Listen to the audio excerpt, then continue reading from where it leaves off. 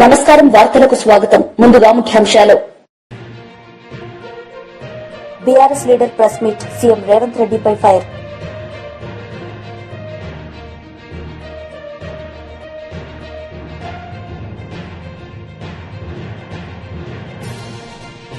YSRCP leader press meet, CM Chandrababu నాయుడుపై fire.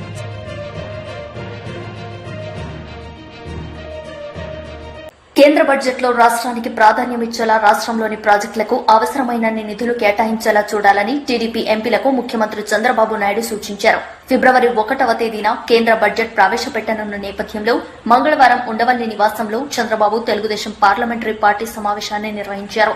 ఈ సందర్భంగా సీఎం చంద్రబాబు మాట్లాడుతూ రాష్ట్రంలో నెలకొన్న పరిస్థితులను కేంద్రానికి వివరించి రాష్ట్రాభివృద్ధికి అవసరమైన నిధులు, ప్రాజెక్టులు తీసుకురావాలని ఎంపీలకు సీఎం చంద్రబాబు సూచించారు.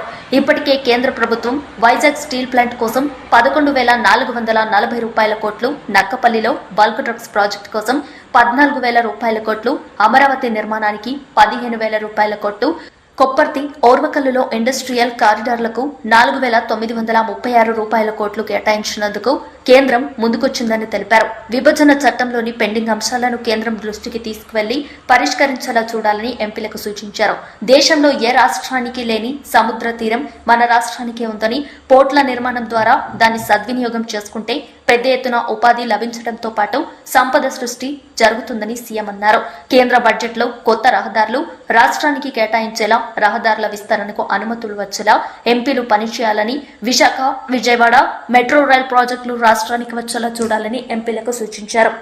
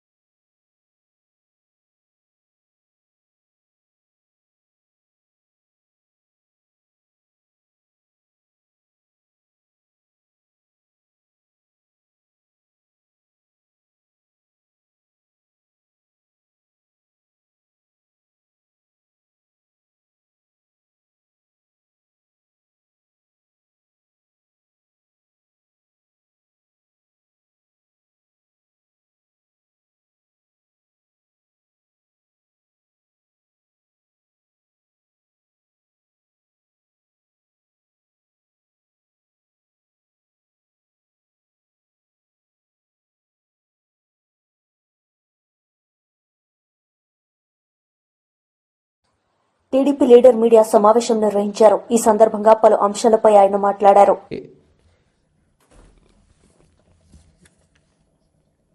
చాలా 4,140 కోట్ల పైన ఉన్నాయి. ఈరోజు తీసుకున్న పరిస్థితుల్లో ఈ 7 నెలల్లోనే 5 సంవత్సరాల అభివృద్ధిని మేము చేసి చూపించాం. సూపర్ 6 గురించి మాట్లాడుతున్నారు మీరు. ఒక్కొక్కటి మేము చేసుకుంటూ వస్తున్నాం. 1,000 రూపాయలు పెన్షన్ పెంచుతామన్నారు. కానీ తర్వాత ఏం చెప్పారు? విడతల వారి అన్నారు. ఆ విడతలనేదో చిడతలనేదో ఒక్కళ్ళు చెప్పకుండా ప్రజలను మోసం చేసి మీరు అధికారంలోకి వచ్చారు. కానీ ఆ 1,000 రూపాయలు పెంచడానికి మేము చేసిన 2,000, 3,000 చేయడానికి ఆప్సపాలు పడ్డారు. మొన్న ఎన్నికల ముందు 2024 మీరు జనవరిలోనే 3,000 చేయగలిగారు. మేము ఇచ్చిన మాట ప్రకారం.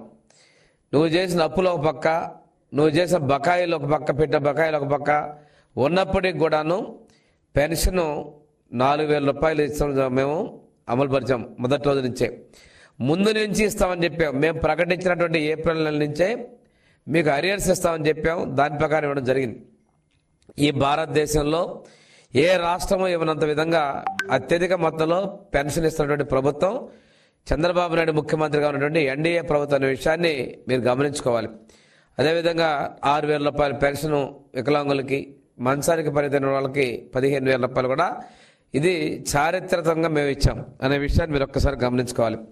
రెండోది, ఆడపడుచుల కష్టాలు చూడటం కోసం దీపం 2 పథకం ద్వారా 3 ఉచిత గ్యాస్ సిలిండర్లు ఇస్తా ఉన్నాం.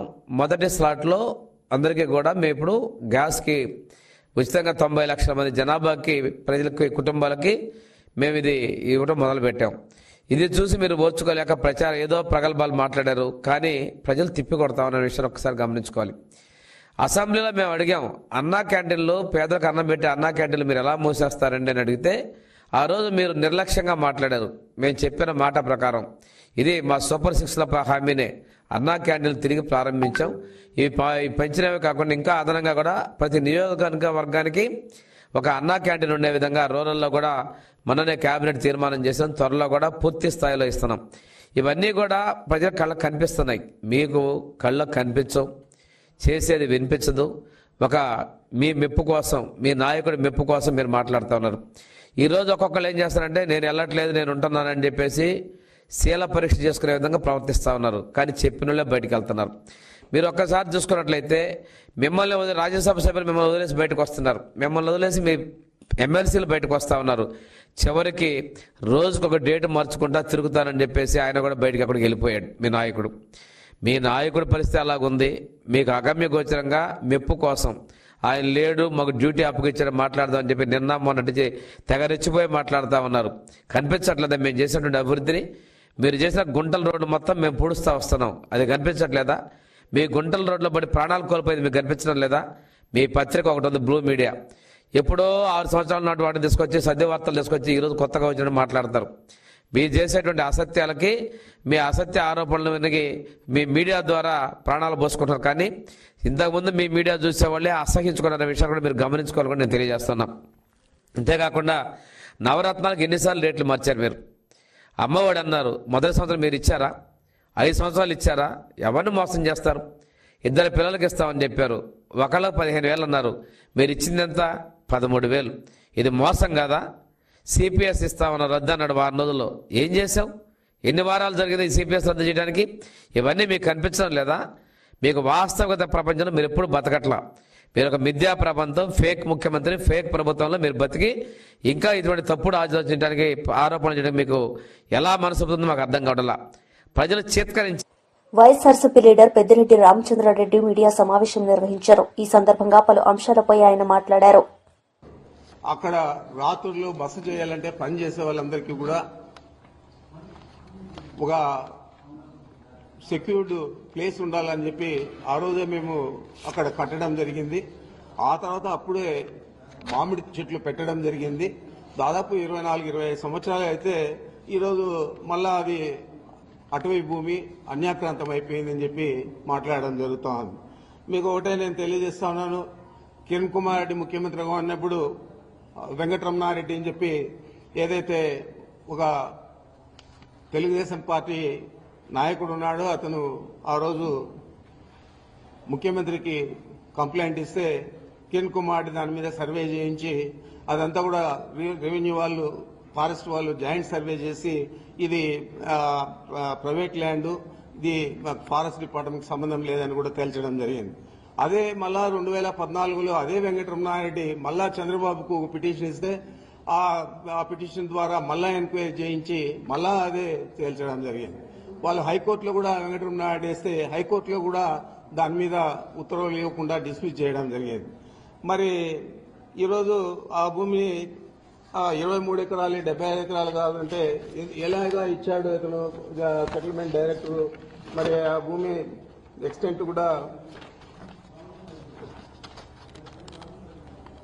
75 acres 74 సెంట్స్ అని ఇచ్చారు.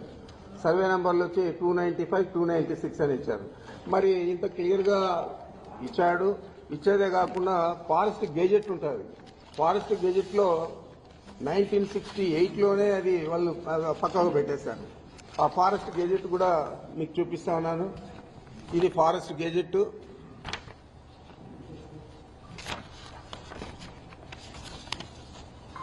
ఈ ఫారెస్ట్ గెజెట్ లో కూడా 75 acres 74 cents ఆర్ 76 cents అని చెప్పి ఇచ్చారు. రైట్ ఆఫ్ వే కూడా 30 అడుగులు దారి కూడా దీనికి ఇవ్వడం జరిగింది. ఇదే దారి. ఇది గెజెట్ ఎవరికైనా కానీ పబ్లిక్ డొమైన్ లో అవైలబిలిటీ ఉంటుంది, చూసుకోవచ్చు. అదేవిధంగా ఈ రోడ్డు వేసేదానికి అంతకుముందు అయితే కార్ట్ ట్రాక్ కూడా అది మనం పక్కా రోడ్డు వేసేదానికి కూడా మేము అప్లికేషన్ పెడితే అక్కడ ఉన్న డ్వెల్లింగ్స్ కు వీటికన్నిటికీ కలిపి అక్కడ ఉన్న రైతులకంతా కూడా అవసరం అని చెప్పి ఆ రోజు మన అంటే కాంపిటెంట్ అథారిటీ అంటే ఫారెస్ట్ డిపార్ట్మెంట్ PCCF ఢిల్లీతో సంప్రదించి వాళ్ళ పర్మిషన్ తీసుకొని 27/6/22లో బ్లాక్ టాప్ రోడ్ వేసుకోవచ్చని చెప్పి పర్మిషన్ కూడా ఇచ్చింది. మరి ఆ ఎక్స్టెంట్ కూడా ఈ విధంగా ఉంది. దీనంతా కూడా అభూత కల్పనలతో రాసి ఒక అబద్ధాన్ని 10 సార్లు 20 సార్లు చంద్రబాబు ఏ విధంగా చెప్తాడో ఆ విధంగా ఈ పచ్చ పత్రికలు పచ్చ మీడియా అంతా కూడా చెప్పి దీన్నంతా కూడా గ్లోబల్స్ ప్రచారంగా చేసి మా వ్యక్తిత్వ హననాన్ని చేపట్టే విధంగా ఈ పత్రికలు మీడియా చేస్తా ఉన్నాయి. తప్పకుండా వీళ్ళ మీద గతంలోనే మేము చర్యలు తీసుకున్నాం.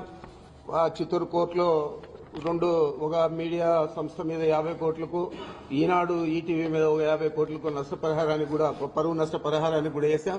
మళ్ళా దీని మీద కూడా వేయడం జరుగుతుందని కూడా తెలియజేస్తా ఉన్నాను. మరి ఆయన తానా అంటే ఉప ముఖ్యమంత్రి గారు పవన్ కళ్యాణ్ గారు తందానా అంటాడు. అప్పుడే ఏదో జరిగిపోయింది, మొత్తం దోచేశారు, దీని మీద ఎంక్వైరీ చేస్తా ఉన్నాం, తగిన చర్యలు తీసుకుంటామని చెప్పాడు. ఇదే పెద్ద మనిషి ఎన్నికల ముందే చెప్పాడు 40,000 కోట్లు ఇసుకలో దందా చేశాడు పెద్దిరెడ్డి, 40,000 కోట్లు దోచేశాడని చెప్పారు. మరి ₹1 తినింటే ₹1 దోచేస్తుంటే ఎందుకు గానీ యాక్షన్ తీసుకోలేదని అడుగుతా ఉన్నాను. ఏ విధమైన యాక్షన్ తీసుకోకుండా మా ఫైల్స్ చూస్తే తెలుస్తుంది మీకు ఏం రాశాను నేను అని చెప్పి. మరి ఆ విధంగా రాసినాను కాబట్టి ఈరోజు నన్ను ఏది ఎదిరించలేకుండా దాని గురించి మాట్లాడడం లేదు. ఇదే పెద్ద మనిషి ఆ రోజు ఎన్నికల్లోనే నేను రెడ్ శాండిల్ అంతా కూడా ఎక్స్పోర్ట్ చేశాను, ఆయన చేసిందంతా కూడా నేపాల్లో పట్టుబడింది, దాని మీద మేము అధికారంలోకి వస్తానే చర్యలు తీసుకుంటానని చెప్పాడు ఇదే పవన్ కళ్యాణ్ గారు. మరి నువ్వు ఫారెస్ట్ మంత్రి అయ్యావు, ఉప ముఖ్యమంత్రి అయ్యావు, మరి నేపాల్కి పోయి ఎందుకు గాను అక్కడ ఉన్న రెడ్ శాండిల్ తెచ్చి నేను చేస్తుంటే నా మీద ఎందుకు యాక్షన్ తీసుకోలేదని అడుగుతా ఉన్నాను. ఏది కూడా లేకుండా ఒక వ్యక్తిత్వ హననాన్ని చేపట్టే విధంగా ఈ ప్రభుత్వంలో ఉన్న పెద్ద మనుషులందరూ కూడా పనిచేస్తా ఉన్నారు. ఈ రాష్ట్ర ప్రజలందరూ కూడా గమనించాలని నేను కోరుతా ఉన్నాను. మీ అందరికీ తెలుసు మదనపల్లి బీఆర్ఎస్ లీడర్ మీడియా సమావేశం నిర్వహించారు. ఈ సందర్భంగా పలు అంశాలపై ఆయన మాట్లాడారు. ఈ పార్టీ ముఖ్యమంత్రి ఇండియాలో లేదన్నట్టుగా ఆయన వ్యవహార శైలి ఉన్నది. రాష్ట్ర ప్రభుత్వాన్ని నడిపేటువంటి క్రమంలో అభివృద్ధిని కాంక్షించేటువంటి ఏ ప్రభుత్వం అయినా చాలా ఎంఓయూలు చేసుకుంటుంది. అందులో చేసుకున్నటువంటి ఎంఓయూలన్నీ కూడా అమల్లోకి వచ్చినటువంటి దాఖలా గతంలో లేదు, ఈరోజు కూడా ఉండదు. 1,82,000 కోట్లు ఎంఓయూలు చేసుకోవడమే పెట్టుబడులు తరలి వచ్చినట్టుగా ఆయన భ్రమిస్తూ ఉన్నాడు. అయితే ఇదే సందర్భంగా ఈ ఎంఓయూల విషయంలో చంద్రబాబు నాయుడు గారు సమైక్య ఆంధ్రప్రదేశ్కు ఈరోజు ఆంధ్రప్రదేశ్ రాష్ట్రానికి ముఖ్యమంత్రిగా కొనసాగినటువంటి వ్యక్తి, అనేక సందర్భాల్లో అనేక ఎంఓయూలు చేసుకున్నటువంటి వ్యక్తి. ఎంఓయూల విషయంలో చంద్రబాబు నాయుడు గారి కామెంట్ ఏంటంటే, దావోస్లో జరిగేది ఓన్లీ నెట్వర్కింగ్ మాత్రమే, అంతకుమించి అక్కడ ఏమీ ఉండదు అని ఆయన అంటున్నాడు. ఇక ఈరోజు ముఖ్యమంత్రి రేవంత్ రెడ్డి గారి డిప్యూటీ సీఎం గారైనటువంటి బట్టి విక్రమార్క గారు వారంటున్నటువంటి మాట ఏంటంటే, ఎంఓయూలు అన్నీ ఎక్స్ప్రెషన్ ఆఫ్ ఇంట్రెస్ట్ మాత్రమే అని అంటా ఉన్నారు. ఒకవైపు అభిప్రాయాలు వాస్తవాలు ఆ రకంగా ఉంటే, ఈ దేశంలో ఏ రాష్ట్ర ముఖ్యమంత్రి ఎన్నడూ దేని విధంగా ఇంత పెద్ద ఎత్తున ఎంఓయూలు చేసుకున్నాం, ఈ పెట్టుబడులు వచ్చినటువంటి భ్రమింపజేసేటువంటి మాటలు ముఖ్యమంత్రి మాట్లాడుతూ ఉన్నాడు. ఇదే ముఖ్యమంత్రి గడిచిన సంవత్సరం కూడా దావోస్లో ఎంఓయూలు చేసుకున్నారు. ఆ రోజు వాళ్ళు చేసుకున్నటువంటి ఎంఓయూల విలువ 40,000 కోట్లు. దాంట్లో ఇప్పుడు మాకున్నటువంటి సమాచారం ప్రకారం 10-12,000 కోట్లు మాత్రమే మెటీరియలైజ్ అయినాయి. ఇదొక భాగం అయితే, ఇందులో ఇంకొక గొప్ప కోణం ఏంటంటే, మొన్న అక్కడ ఎంఓయూలు చేసుకున్నటువంటి వాళ్ళల్లో మనకు సంబంధించినటువంటి వాళ్ళు రామ్కి కావచ్చు, మేఘా కావచ్చు ఇటువంటి సంస్థలన్నీ కూడా ఇక్కడికి సంబంధించినవి. వీళ్ళు కూడా పెద్ద ఎత్తున అక్కడ ఎంఓయూలు చేసుకున్నారు. అంటే ఫిగర్ ఎక్స్పోజ్ చేయడానికి మాత్రమే తప్ప ఇది రేవంత్ రెడ్డి గారు నేను గొప్పగా కార్యక్రమాలు చేస్తున్నా అనేటువంటి దాన్ని నమ్మించడం కోసం ఈ రకంగా చేస్తూ ఉన్నాడు. అసలు జరుగుతున్నది ఏంది? ఆంధ్ర రాష్ట్రంలో వారు ముఖ్యమంత్రి అయి తెలంగాణలో కాంగ్రెస్ ప్రభుత్వం ఏర్పడి 13 మాసాలు గడిచిపోయినాయి. వాళ్ళు గతంలో ఇచ్చినటువంటి హామీలు, కాంగ్రెస్ పార్టీ అంటే నిన్న మొన్న వచ్చినటువంటి రాజకీయ పార్టీ కాదు, ప్రభుత్వాలు కూడా ఆ పార్టీకి కొత్త కాదు. దేశానికి స్వాతంత్రం వచ్చినటువంటి అనంతరం ఈ దేశాన్ని అత్యధిక రాష్ట్రాలు అత్యధిక కాలం పాలించింది కాంగ్రెస్ పార్టీ. ఈ దేశాన్ని పాలించింది కూడా కాంగ్రెస్ పార్టీ. అటువంటి పార్టీ అధికారంలోకి రావడం కోసం తెలంగాణ రాష్ట్రాన్ని అనేక రకాలుగా, రాష్ట్రం ఏర్పడక ముందు తెలంగాణ ప్రాంతాన్ని సర్వనాశనం చేయడంలో ఘనమైనటువంటి పాత్ర పోషించినటువంటి పార్టీ కాంగ్రెస్ పార్టీ. తెలంగాణ సర్వనాశనం చేస్తే, తెలంగాణ అనలేని పరిస్థితులు తీసుకొస్తే, తెలంగాణ రాష్ట్ర ఏర్పాటు కోసం ఒక పార్టీని స్థాపించి 14 సంవత్సరాలు పోరాటం చేసి తెలంగాణ రాష్ట్రాన్ని సాధించి 10 సంవత్సరాలు యావత్ దేశం ఔరా అనేటువంటి పాలన అందించినటువంటి కేసీఆర్ గారి నుండి అధికారాన్ని చేజిక్కించుకోవడం కోసం వాళ్ళు ఇచ్చినటువంటి హామీలు అన్నీ ఇన్ని కాదు. 100 రోజుల్లో ఇస్తామన్నటువంటి హామీలు ఉన్నాయి. మొత్తం మీద వెరసి అన్ని కలిపి 420 హామీలు ఉన్నాయి. ఇవన్నీ ఈ సంవత్సర కాలంలో ముఖ్యమంత్రి పదవి ప్రమాణ స్వీకారం చేసిన మరుక్షణమే అమలు చేస్తారు. టీడీపీ లీడర్ మీడియా సమావేశం నిర్వహించారు. ఈ సందర్భంగా పలు అంశాలపై ఆయన మాట్లాడారు. అర్థమవుద్ది ఏ విధంగా వైసీపీ ప్రభుత్వము పిల్లల జీవితంతో ఈ రాష్ట్రంలో గత 5 సంవత్సరాల్లో ఆడుకున్నారో మనకు అర్థమవుతా ఉంది. ఇంటర్మీడియట్ మీరు చూస్తే 2019లో 72% పాస్ అయితే 2023 వచ్చేతలకే కేవలము 61% పాస్ అయినారు. అంటే ఎంత పడిపోయిందో పాస్ రేటు ఇంటర్మీడియట్లో మనం చూడొచ్చు. అదే 10th క్లాస్ చూస్తే 2019లో 94.88 అంటే దాదాపు 95% పాస్ అయితే 2023కు వచ్చేతలికే 72% పాస్ అయిన శాతము. అంటే ఎంత డ్రాప్ అయిపోయిందో చూడండి. 10th క్లాస్ అయితే విపరీతంగా మోర్ దెన్ 23% పాస్ రేట్ పడిపోయింది. అంటే ఎంత నిర్వీర్యం చేస్తారో మనకు అర్థమవుతా ఉంది. తర్వాత బుక్ రీడింగ్ క్లాస్ 3 స్టూడెంట్స్ మీరు చూస్తే 2022లో 16% ఉంటే అది 2024 వచ్చేతలికే 23.4% బుక్ రీడింగ్ చేయలేని పరిస్థితిలో పిల్లలు ఉండేరు అని చెప్పి అర్థమవుతా ఉంది. అదే ఆంధ్రప్రదేశ్లో అది నేషనల్ యావరేజ్. అంటే నేషనల్ యావరేజ్ పెరిగింది. అంటే 16% నుంచి 23% దేశమంతా ఆ స్కిల్ పెరిగితే ఆంధ్ర రాష్ట్రంలో మాత్రము 2018 నుంచి 2024కి మీరు చూస్తే 22% నుంచి 14% పడిపోయింది. అంటే దేశ యావరేజ్కి చూస్తే మోర్ దెన్ 50% మన స్టూడెంట్స్ క్లాస్ 3 స్టూడెంట్స్ రీడింగ్ స్కిల్స్లో వెనకబడిపోయినారని అర్థమవుతా ఉంది. అదే క్లాస్ 5 స్టూడెంట్స్ మీరు రీడింగ్ స్కిల్స్ చూస్తే 2018లో 57% ఆ స్కిల్స్ ప్రాపర్ స్కిల్స్ ఉండేవాళ్ళు 2024కి వచ్చేతలికే 37%కి పడిపోయినారు. సో ఈ figures all India survey figures. So క్లియర్గా ఏ విధంగా స్టూడెంట్స్ చదువుకోలేక ఏ విధంగా రంగంలో వెనుకబడిపోయినారో మనకు అర్థమవుతా ఉంది.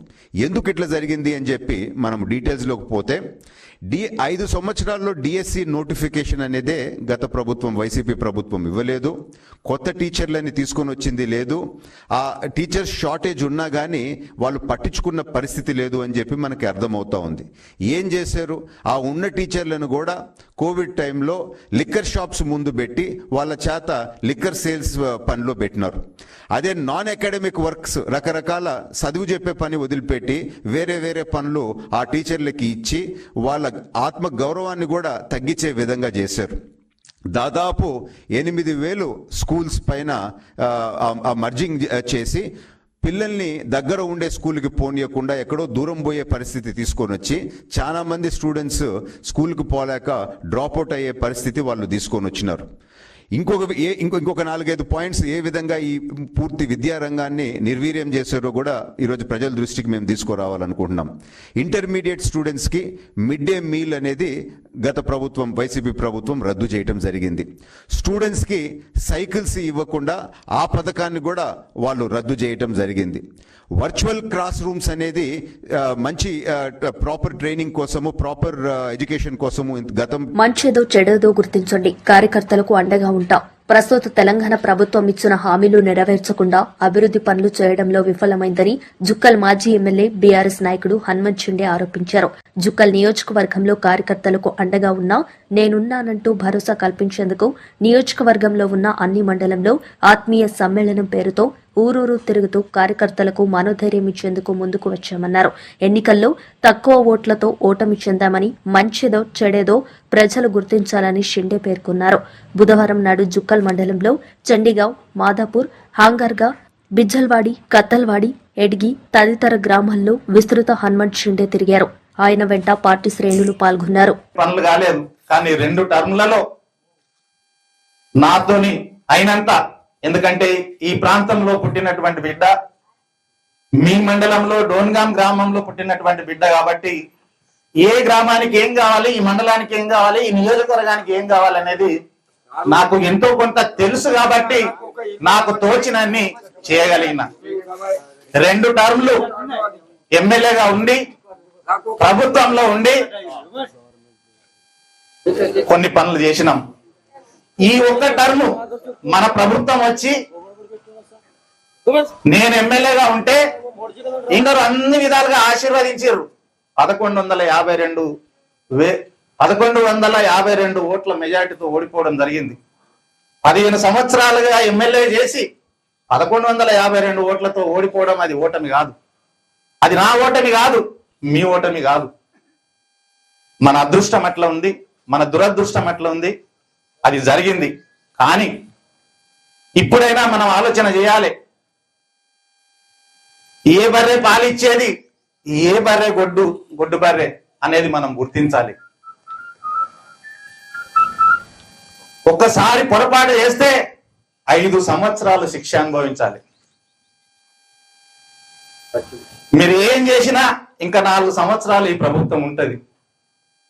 4 సంవత్సరాల తర్వాత ఈ 14 నెలలు మీకు ఈ ప్రభుత్వం పెట్టినటువంటి బాధ, కష్టం మీరు ఆ ఎలక్షన్ అప్పుడు మర్చిపోకూడదు. ఎవరు మంచి ఎవరు చెడ్డ అనేది మర్చిపోకుండా మంచి నిర్ణయం తీసుకొని ఓట్లప్పుడు ఓటేస్తేనే తిరిగి 5 సంవత్సరాలు మీరు ప్రశాంతంగా సుఖంగా ఉండే అవకాశం ఉంటదనే విషయాన్ని గుర్తు చేయడానికి మాత్రమే నేను మీ గ్రామానికి రావడం జరిగిందనే విషయాన్ని ఈ సందర్భంగా నేను మీకు అందరికి కూడా తెలియజేస్తూ, నా విజ్ఞప్తి ఒకటే, కేసీఆర్ గారు ముఖ్యమంత్రిగా ఉన్నప్పుడు ఏదైతే మంచి పనులు జరిగినాయో ఆ మంచి పనులు మీకు అందరికి కూడా గుర్తుంటే, వెంకట్ గౌడు, రఘునాథ్ గారు ఈ గ్రామంలో నాయకత్వం వహిస్తారు. మోయిన్ గారు మాజీ కోఆప్షన్ సభ్యులు. మరి ఈ ముగ్గురితో కలిసి మీరు నడవడానికి ఎలాంటి సంశయం లేకుండా, ఎలాంటి అనుమానం లేకుండా వీరితో కలిసి నడవండి. మీ ఎంబడి నేనున్నా. 15 సంవత్సరాలు ఎమ్మెల్యేగా చేసినటువంటి అనుభవం నాకుంది. మీ అందరిని కూడా గుండెలో పెట్టుకొని కాపాడుకుంటాననే విషయాన్ని ఈ సందర్భంగా నేను మీకు అందరికి కూడా మనవి చేస్తూ, ఎవరైతే బీఆర్ఎస్ పార్టీతో కలిసి నడవడానికి సిద్ధంగా ఉన్నారో ఈ రోజు ఈ ముగ్గురితో పాటు మీ అందరికి కూడా నేను విజ్ఞప్తి చేస్తా ఉన్నాను. నేను వెళ్ళిపోయిన తర్వాత ఇట్లే కూర్చొని ఒక పార్టీ కమిటీ అని. వార్తలు ముగించే ముందు ముఖ్యాంశాలు మరోసారి. BRS leader press meet, CM Revanth రెడ్డిపై ఫైర్.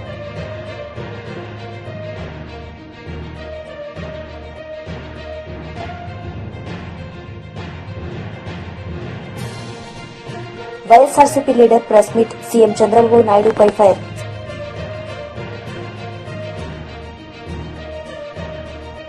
ఈ వార్తలు ఇంతటితో సమాప్తం. తిరిగి ప్రసారమయ్యే వార్తల్లో మళ్లీ కలుద్దాం. అంతవరకు సెలవు. నమస్తే.